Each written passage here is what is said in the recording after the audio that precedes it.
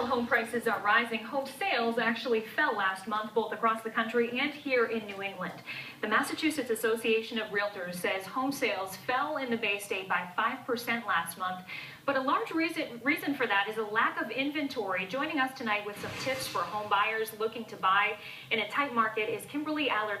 She is the president of the Massachusetts Association of Realtors, as well as a broker owner of Century 21 in Braintree. Kimberly, thanks for joining us. My pleasure.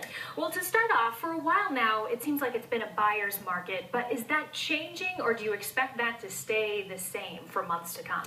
Well, that's the million-dollar question, and I wish I had a million-dollar answer. What I can tell you that we're seeing is we have seen a shift. We've seen a shift because the inventory has dropped quite a bit, about 30% across the state. So we've seen that buyers are now having a little bit more challenges when it comes to presenting offers. Well, there probably are a lot of buyers out there sitting on the sidelines, looking to get into the market, and you have some tips for them. First of all, don't try to do it on your own. That's correct. We would like to encourage not only home buyers, but people that are interested in selling their home, reach out to a local realtor. And by realtor, I mean somebody that's a member of our trade association, that subscribes to a strict code of ethics. And you can find that at marealtor.com. Well, the next big question for people looking to buy is obviously, what is my budget? So where do they go to get that answer? That's another great question.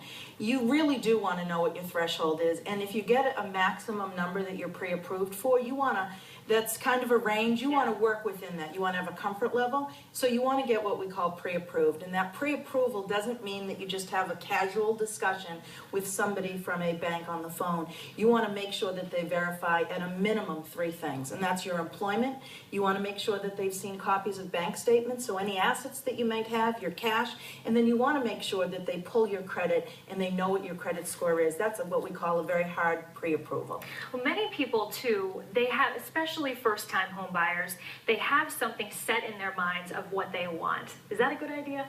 Well, you know, it's good to know what you want, but it's also good to know that sometimes you may have to be flexible. And by flexible, I mean you do go in there with the contract, you do go in there with a written set of expectations, but be able to be flexible on your conditions, your terms, not only just price, but things like date. I want the refrigerator, I don't want the refrigerator, what you're willing to give and take on. So be prepared. Another tip I noticed on your list here, make a bigger down payment than normal. That's easier said than done. For a lot of people, they're trying to scrimp and save everything they can. So what's the advice there? Well, the advice there is don't confuse your down payment that your lender's asking you to make with the deposit that you put with your written offer. So you put a deposit with your written offer, and if you're traditionally going to put maybe $500 or $1,000, try to make that a little bit higher than what the standard is for your area. Talk to your realtor. Now, you may get a portion of that back if you're not making your loan for that amount. It's not money that's not refundable, but make that down payment a reflection on how serious you are about that property.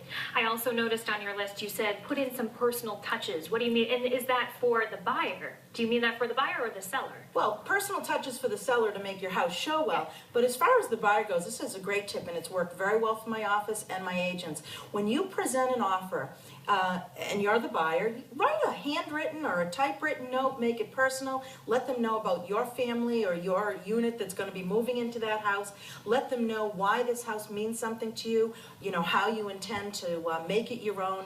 Be personal, let them know how long you've been house hunting, let them know why it is this community means a lot to you.